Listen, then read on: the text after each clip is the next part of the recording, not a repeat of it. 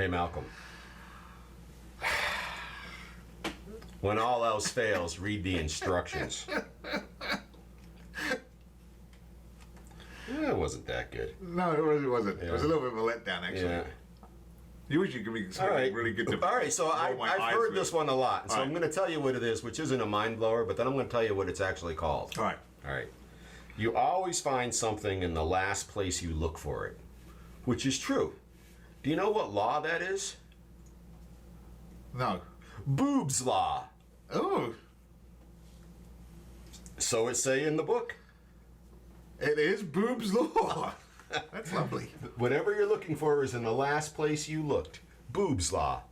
Try before we die, everybody.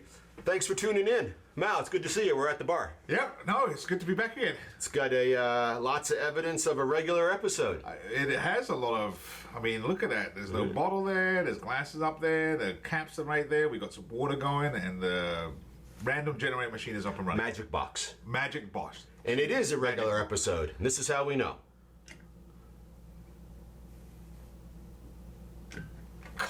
You're lame at this. Why am I lame? There's good bottles all There over. is good bottles, but like, it's the 1 through 50 is where we're trying to hurt you the most. Oh, there's good hurt over here. And in fact, I happen to know that we are in the smart gun area. Oh. And there are some bottles over there. All right. All right. So often we go there. So bottle 207, here we go. See everybody on the backside. Okay, we're on the backside.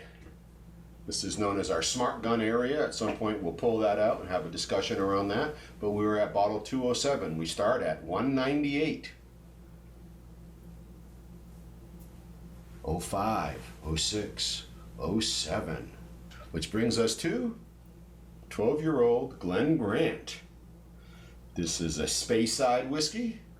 This is the, I think it's the Major Grant, who was James Grant, who sort of got this distillery off to running. I think he was the second of the Grants to own it and took that to new heights. There is a whiskey known as the Major's Reserve. We don't have one here. We've had several though.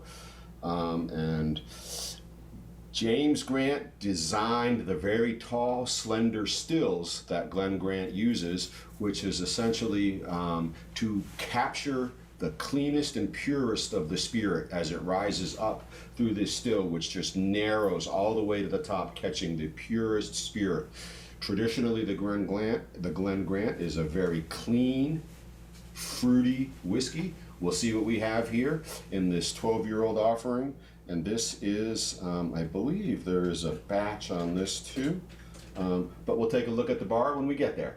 Speyside, Glen Grant, 12-year-old. Oh, and let's just double check. Do we know ABV?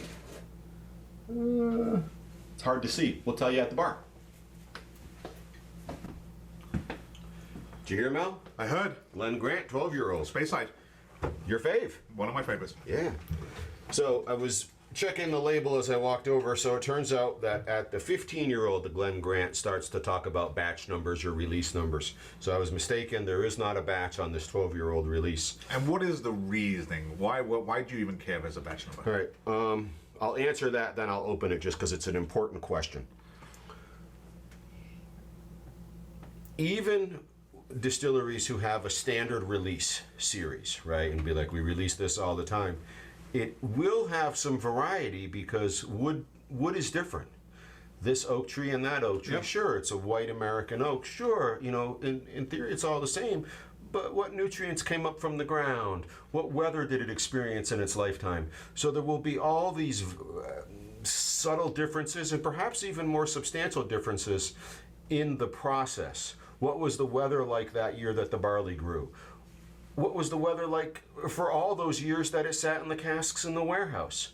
So they start to talk about batch numbers even for standard releases just to let you know, hey, we released this batch at this point and this is batch 2, might have been released a few years later. The whole process was the same, but there may be some subtle or even substantial flavor differences due to Mother Nature, mostly Mother Nature. Okay. Does that answer your question? Yeah, so basically the batch number allows you to determine when it was released. Okay. Right, even though we've done it all the same and this is batch 2 of all the same. right? But we'll find that things change. There'll be some variables in there that Right, take into right. account. We actually, if you look to your left, and we'll move on real quick, but you'll see 2 bottles of Bunnahabhain 12. Yeah. One's an old label, one's a new label. The entire recipe is all the same, but there's a lot of talk online, a lot of chatter about the differences in the flavor, even though everything is the same. All right. Okay? Let's get this one opened and breathing. Glen Grant, 12-year-old, Speyside, Rothes. Here we go. Got my snobby top on. So We've already got to make you one of those. I become a warlord. Something. Okay, here we go. Light. What do you got? I would call that one lively. Light. How do you figure that was light? Wasn't deep. No. Doesn't mean it wasn't lively. I mean, you heard it. Wasn't dark. No. What's the opposite of dark? Light. Thank you. This job sucks. Getting the gurgles out of there. Yeah. I like the gurgles. Your pouring has become so much better. You must have switched to the rebel side because I'm telling you, you're hitting your targets now. And even your pours are good. Yeah, you like that? This must be some new setup. I think I made you nervous over there. So it's a 43 ABV. Okay, so we got some little bit of which light. I like that, Yeah. right? The potential for some more character to come out. What I do know about the Glen Ross 12 is that we are looking for fruit and caramel. Glen Grant. What did I say? Rothes. Glen Rothes, because it's Rothes, Scotland. Right. My bad, everybody. What I like about the Glen Grant is we're going to be looking for some fruit and some caramel. Oh, all right. Right?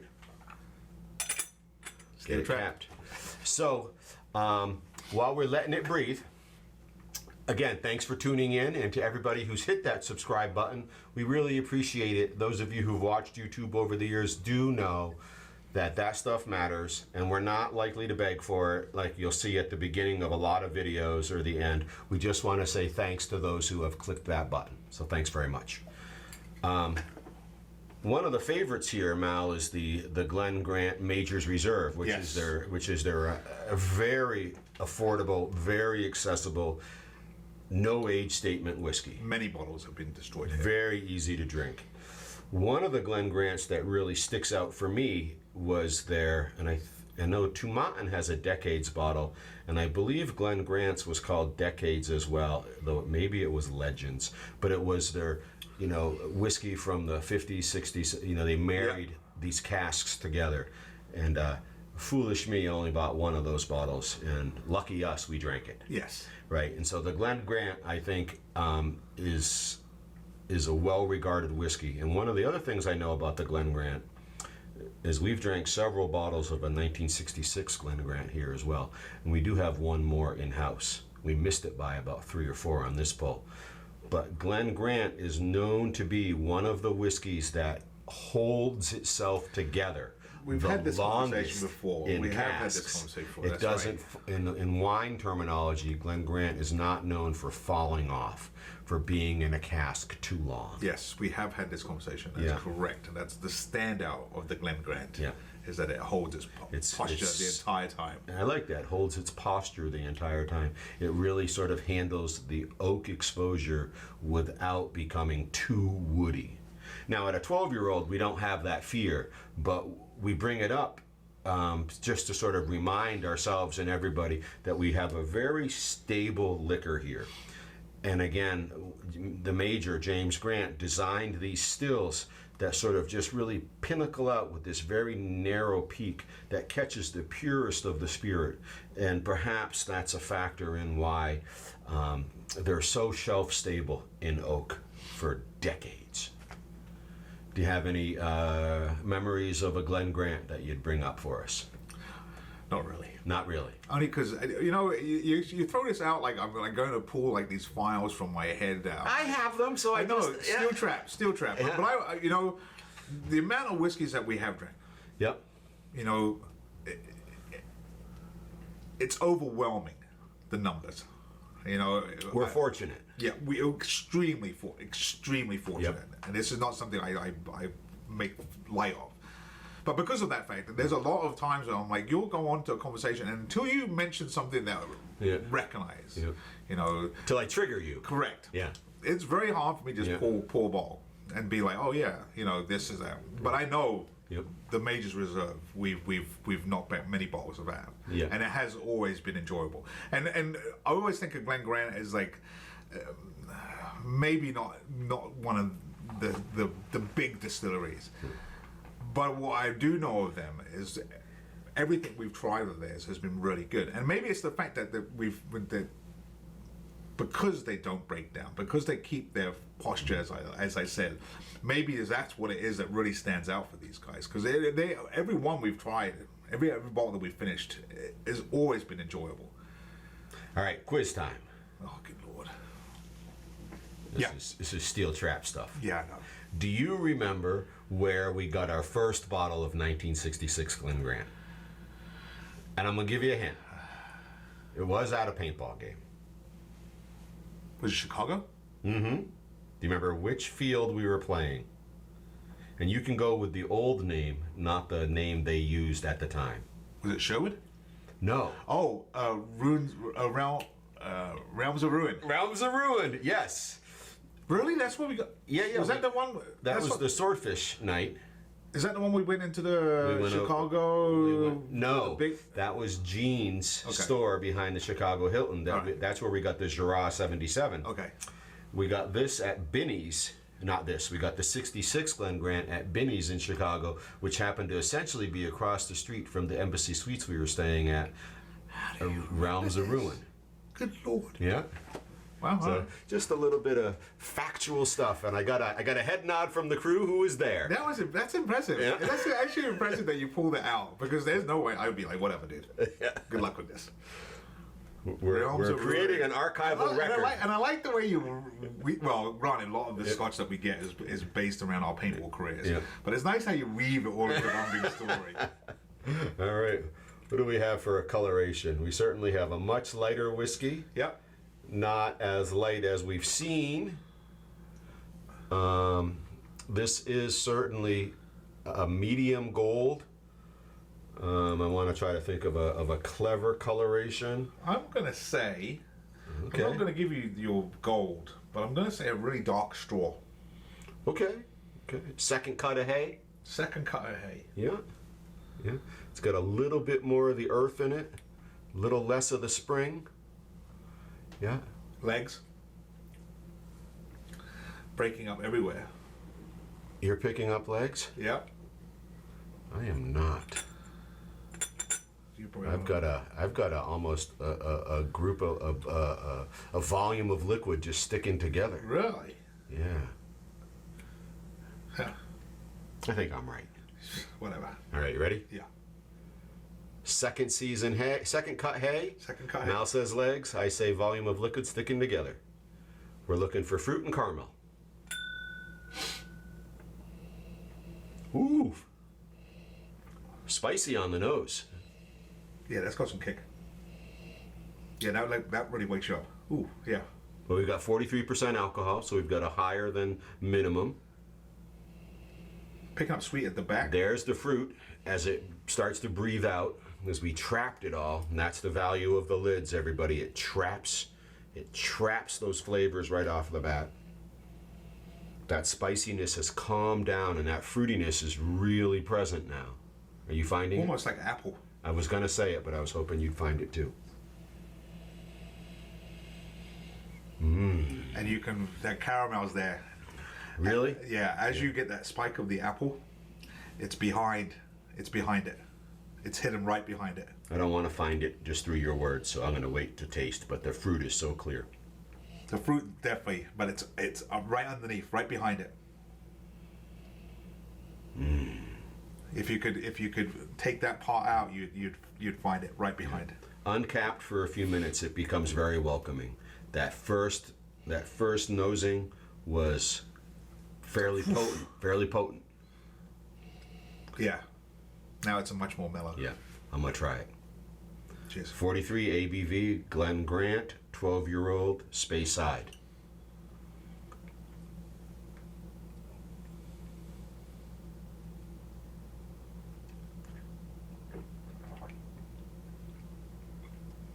Wow.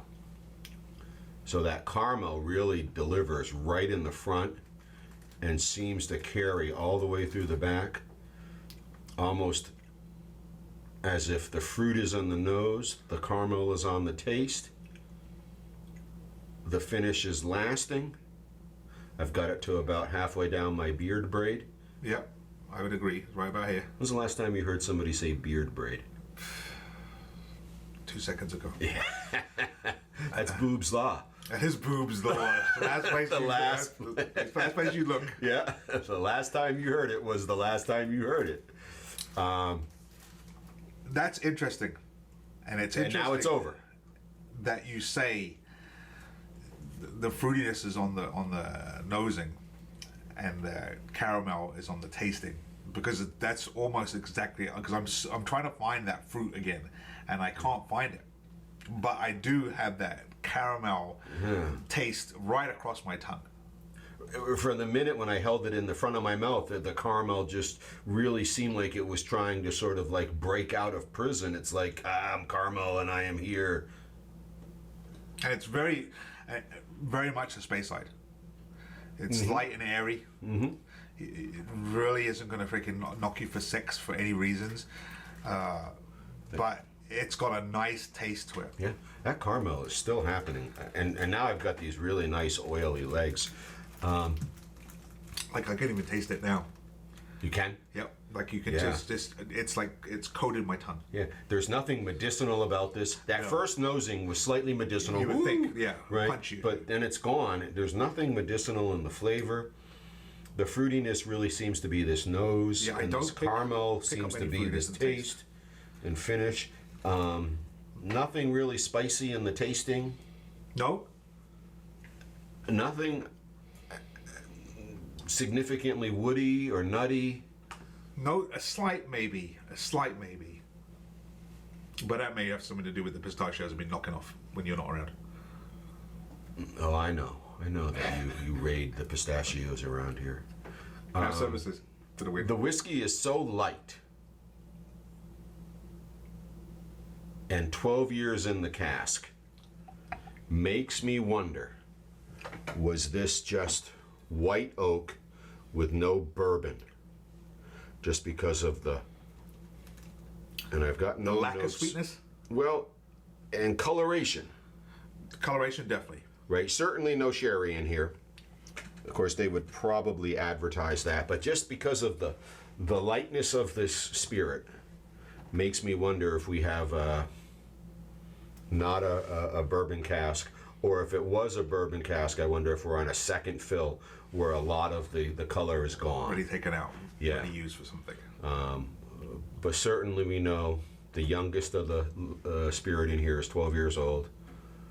They have a whole series of 15-year-olds, which we have some examples here. And so I feel like we may almost be entirely in a 12-year-old as well. I will say this, which is odd, is that this drink is more palatable if you take a good drink. If you just take a small sip, it really doesn't do much for you. I'm not scared. It really doesn't do much for you. It's like almost like you get the spikiness, and it's like you take a nice good draw on it, you get that full flavor. You get that caramel. Well, and that makes a lot of sense, right? You know, having a full bite of something lets you know what might be on the outskirts. Correct. Right, and so to just have a full sip of it allows all your taste buds to get involved. Yes. Right, and remember, a lot of taste actually is nasal. Right, and so to take that larger amount in your mouth, like, is going to involve, and I think it's olfactory, going to involve the entire olfactory region. Big words. Very nice. Yeah, cheers. No, that was good. Yep. All right, so we've nosed this green apple fruit. We've experienced this caramel whiskey. We've discussed its stability. Orange, dark, cheddar, brine. Where are you going to go? I think I'm going to go with the cheddar. I think I feel like that's the smart move, right? And so I'm going to agree. I feel like the chocolates run too much of a risk of overwhelming, having a conflict with the caramel. Okay. And being difficult to sort of decide what the experience is, right? But I think the cheddar is going to match up nice with the fruity. I'm hoping it pulls some of the fruit. Right, that we've only gotten on the nose, exactly. And that maybe that cheddar will pull some of the fruit flavor out. I'm agreeing with you. All right.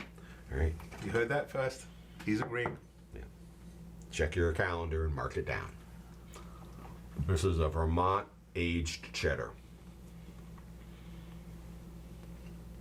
And it's good too.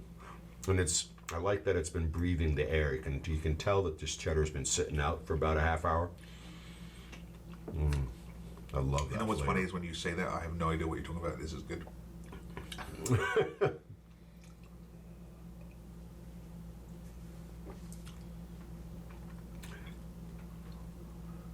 That's why I do this with you here and not out in public.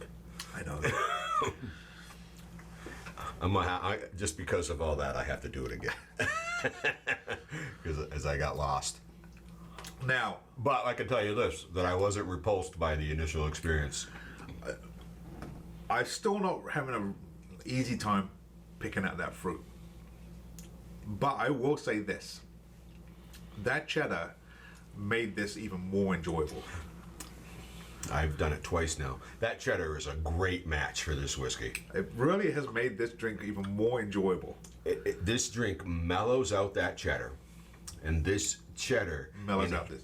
enhances. Okay, yeah. Right. No. But not in like a what? But like in a yeah. Yeah. Right. It's a great pair. They don't fight each other. Because that cheddar is not one of our favorites, that 18 or 24 month Australian cheddar. This is a different kind of cheddar. This is an aged Vermont cheddar, and it breaks down into this creamy cheese.